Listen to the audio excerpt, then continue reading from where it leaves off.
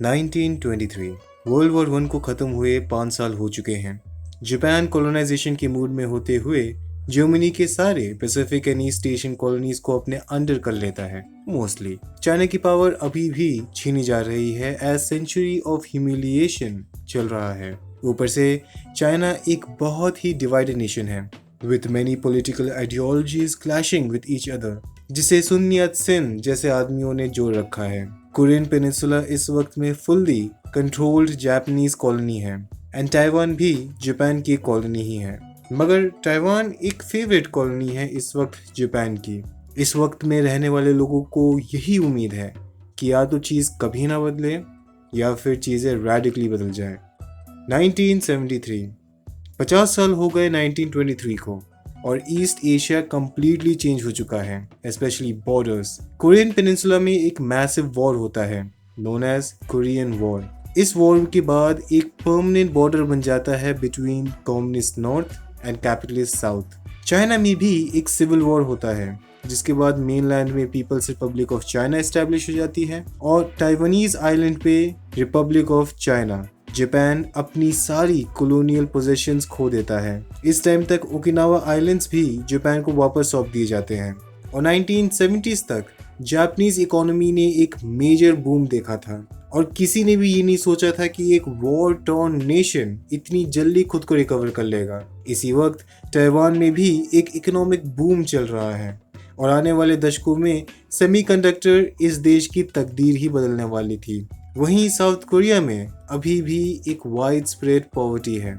China में भी इस टाइम पे डिक्टेटरशिप चल रहा है अंडर माओ जेडोंग और चाइनीज पॉवर्टी के साथ ही साथ ओवर पॉपुलेशन का भी सामना कर रहे हैं।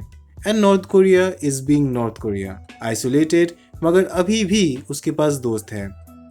2023 50 साल हो गए 1973 को और ईस्ट एशिया में काफ़ी कुछ चेंज हो चुका है।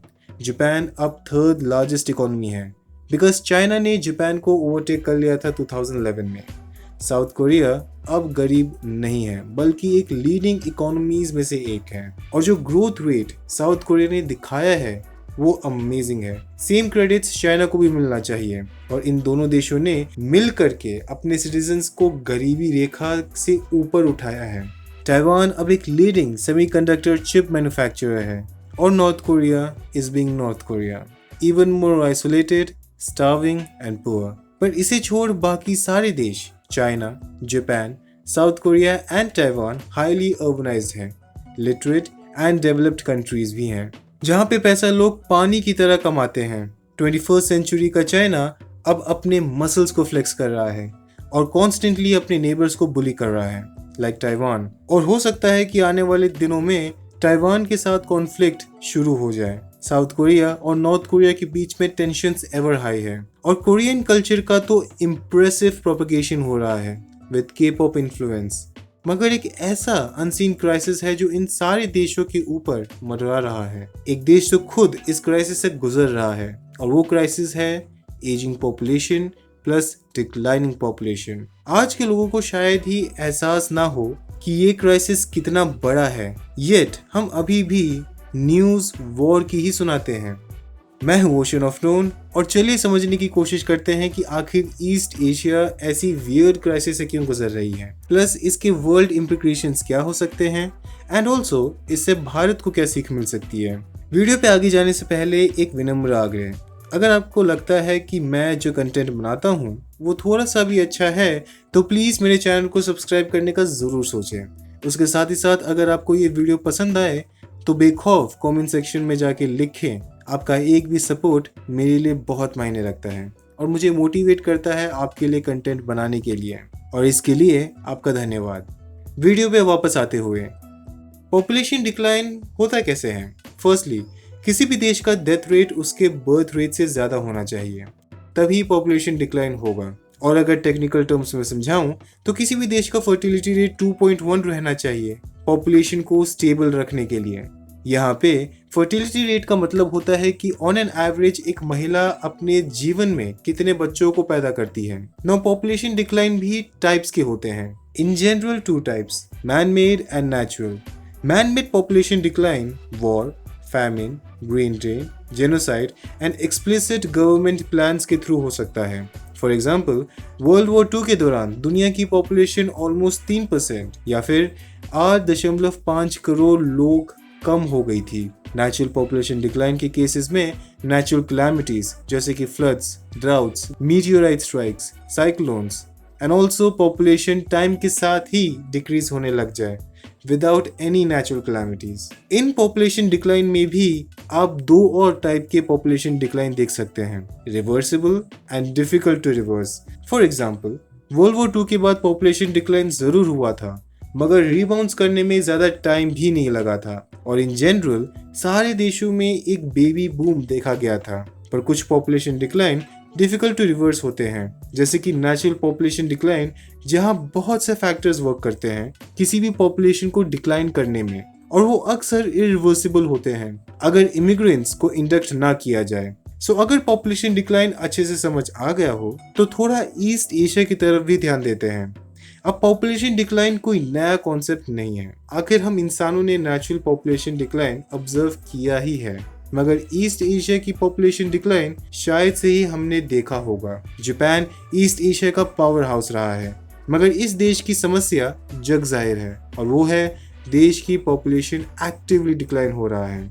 जहाँ पे पॉपुलेशन पीक 2007 में हुआ था, आज इस देश की एवरेज एज 48 है, वर्ल्ड की हाईएस्ट या फिर सेकंड हाईएस्ट, और ये बहुत बुढ़ी पॉपुलेशन है बिकॉज वर्ल्ड एवरेज 30 है और इंडिया की 28.2 है, यानी जापानीज पॉपुलेशन एक ओल्डर पॉपुलेशन है। उसके साथ ही साथ जापान की फर्टिलिटी रेट 1.3 है, जो कि रिक्वायरमेंट ऑफ 2.1 से कम है। 2.1 सिंपली यही रिप्रेजेंट कर रहा है कि महिला 2 बच्चों को पैदा करके अपने मम्मी और पापा को रिप्लेस कर सके, और 0.1 को इसलिए लिया जाता है ताकि कोई भी अनहोनी में जहां पर किसी भी बच्चे की मौत हो जाए तो ये 0.1% उस एक्सीडेंटली गॉन पॉपुलेशन को रिप्लेस कर सके और पॉपुलेशन सेम रहे। पर क्योंकि जापान की फर्टिलिटी रेट 2 से कम रही है, वो भी 50 सालों तक, इसके वजह से आज पॉपुलेशन डिक्लाइन हो रहा है। क्योंकि वर्ल्ड वॉर 2 के बाद जापान ने सिर्फ 2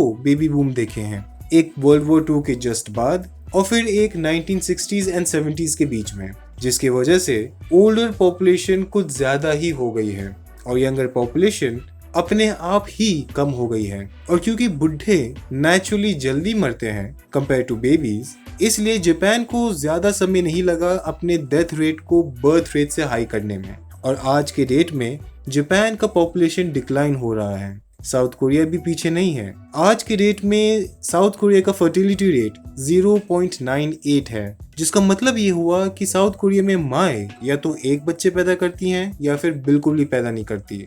चाइना में भी फर्टिलिटी रेट 1.01 है और ताइवान में भी फर्टिलिटी रेट 0.97 है। मगर इन तीनों देशों का फर्टिलिटी रेट कुछ ज्यादा ही जल्दी ड्रॉप हुआ है, क्योंकि 40 साल पहले इन देशों का फर्टिलिटी रेट 2.1 से ज्यादा था, जहां पर जापान का 2.1 से कम था। सो ऐसा क्या हुआ इन देशों में भी कि फर्टिलिटी रेट सिग्निफिकेंटली नीचे गिर गई? पहला, जापान का केस। जापान के केस में आपको ऐसी बड़ी सेक्शन ऑफ पॉपुलेशन मिल जाएगी जिसे ना तो शादी करनी है, और स्पेशली वुमेन्स इन जापान बच्चे नहीं पैदा करना चाहती। रीजन है work culture, society itself and cost of living. Japan का वर्क कल्चर दुनिया का वन ऑफ द टफेस्ट है, जहाँ पे on an average worker 40 hours काम करता है। ये सुनने में कम जरूर लगता है, पर जब हम ओवर टाइम को ऐड कर देते हैं तो फिर work hour automatically 80 hours per week हो जाता है, जिसके लिए जापान में इस कंडीशन को करोशी या फिर डेथ बाय ओवरवर्क भी कहा जाता है, जिससे जापानी society one of the most depress societies है। एक ऐसी सोसाइटी जहां पर टाइम किसी के पास भी नहीं है, जिसकी वजह से प्यार करने का टाइम नहीं, गर्लफ्रेंड बॉयफ्रेंड बनाने का टाइम नहीं, शादी करने का टाइम नहीं, और बच्चे भी पैदा करने का टाइम नहीं। प्लस जापान एक हाईली अर्बनाइज्ड नेशन है एट 91%, जिसका मतलब ये हुआ कि cost of living in Japan बहुत एक्सपेंसिव है। तो अगर बच्चे पैदा हो भी गए तो उनका देखभाल करना बहुत ही ज्यादा एक्सपेंसिव डील बन जाता है जापान के अंदर। उसके साथ ही साथ जापानीज वुमेन्स भी अब वर्क फोर्स में एंटर कर रही हैं, वो भी और हायर नंबर्स पे। जिसके वजह से सोसाइटी ने जो वुमेन्स के लिए रोल अदा करके रखी है ऑफ हाउसवाइफ्स,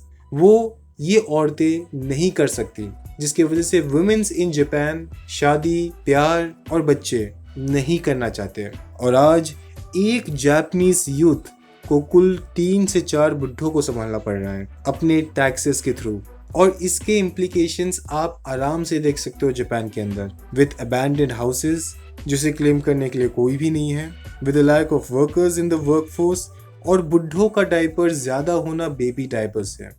उसके साथ ही साथ अगर आप जापानीज पॉप कल्चर को फॉलो करोगे तो ऐसे बहुत से गाने मिल जाएंगे जो सुसाइड, डिप्रेशन से रिलेटेड हैं, और ये टाइप के गाने ज़्यादा से ज़्यादा ट्रेंडिंग पे रहते हैं। जापान एक सीरियस क्राइसिस से गुजर रहा है।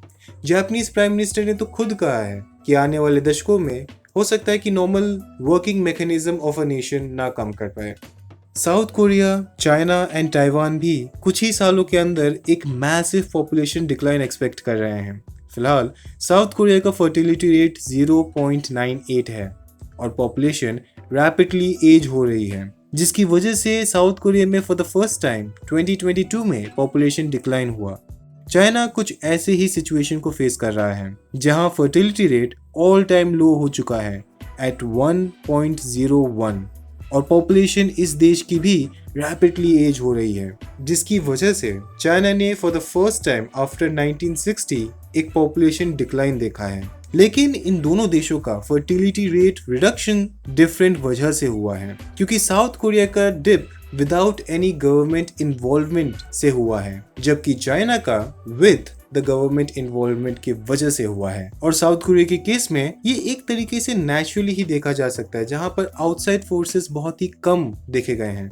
साउथ कोरिया में भी जापान से भी ज्यादा टफ वर्किंग कल्चर है, जहां पे युवा अपनी जिंदगी अपने देश के कॉरपोरेशंस के नाम कर रहे हैं, एंड जापान के ही तरह लोगों के पास टाइम नहीं है। वुमेन वर्कफोर्स में होने की वजह से वो बच्चे नहीं पैदा करना चाहती। उसके साथ ही साथ कॉस्ट ऑफ लिविंग भी बहुत हाई है, because remember south Korea is also a highly urbanised nation. उसके साथ ही साथ साउथ कोरिया में भी रियल इकोनॉमिक ग्रोथ 1980s में ही देखा है। इसका मतलब ये हुआ कि इतना सारा चेंजेस साउथ कोरिया के अंदर सिर्फ 40 साल के अंदर ही देखा गया है। पर चाइना के केस में आपको आपके पेरेंट्स की याद आ जाएगी, क्योंकि चाइना में माओ जेडोंग के वक्त ही population growth rate skyrocket कर गई थी। सो पहले लोगों को प्रॉम्प्ट किया गया कि शादी लेट करें, बच्चे भी लेट करें, पर जब ये काम ना किया तो फिर लाया गया 1 चाइल्ड पॉलिसी, जिसने पॉपुलेशन को काफ़ी हद तक कंट्रोल तो कर लिया, बट इससे एक और समस्या आ गई, नेमली अब बच्चे ज़्यादा पैदा नहीं हो रहे हैं, और अगर हो भी रहे हैं तो वो मेल चाइल्ड ही हो रहे हैं। आखिर चाइना में भी मेल प्रेफरेंस हाई है, सो डॉटर्स को अबॉर्शन करवाना बहुत ही कॉमन है, and result is major population imbalance. Plus China में भी इकोनॉमिक ग्रोथ रेट के साथ ही साथ high cost of living in city, because China is 81% urban, results in same population dilemma.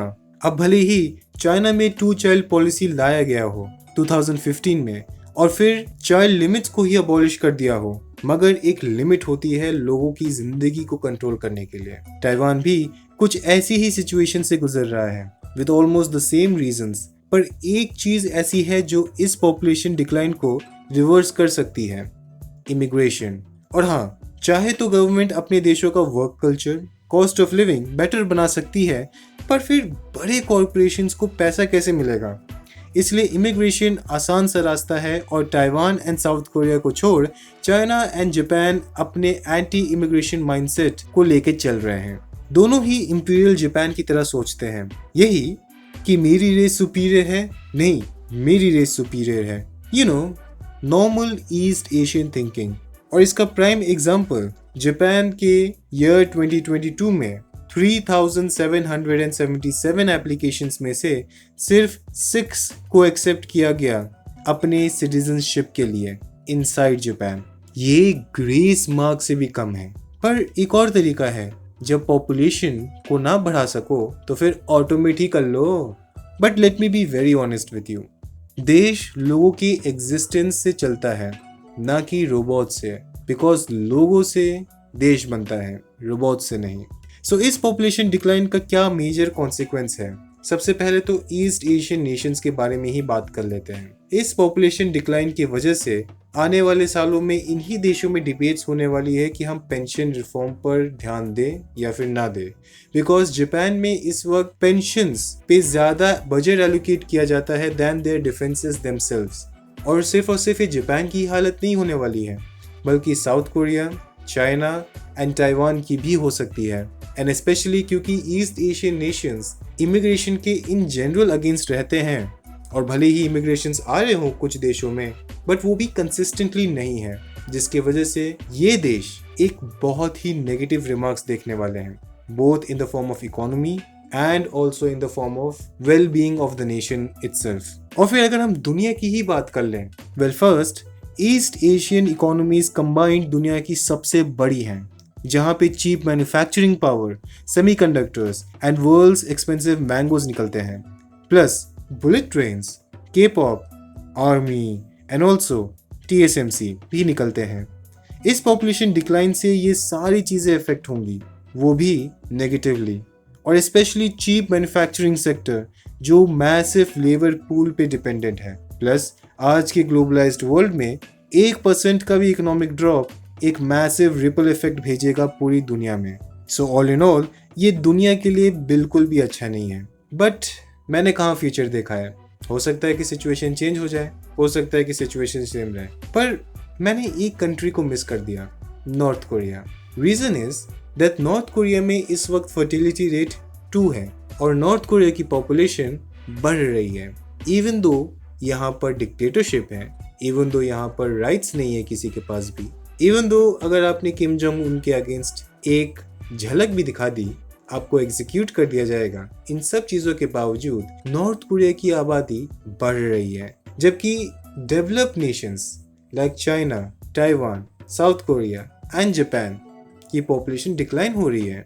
इसे हम एक नेचुरल साइकोलॉजिकल बिहेवियर कह सकते हैं, जिसके तहत हमें हमेशा दूसरों का घर अच्छा लगता है। उसी तरीके से यहाँ पर रहने वाले लोगों को भी अपना देश शायद से ही पसंद आता होगा। जो भी हो, इन देशों को अपना पॉपुलेशन डिक्लाइन किसी न किसी भी तरीके से रिवर्स करना ही होगा, क्योंकि अगर ये चीज़ नहीं होती है तो इसके असर बुरे तो पड़ेंगे ही, पर इन देशों का एग्जिस्टेंस भी क्वेश्चनेबल हो जाएगा।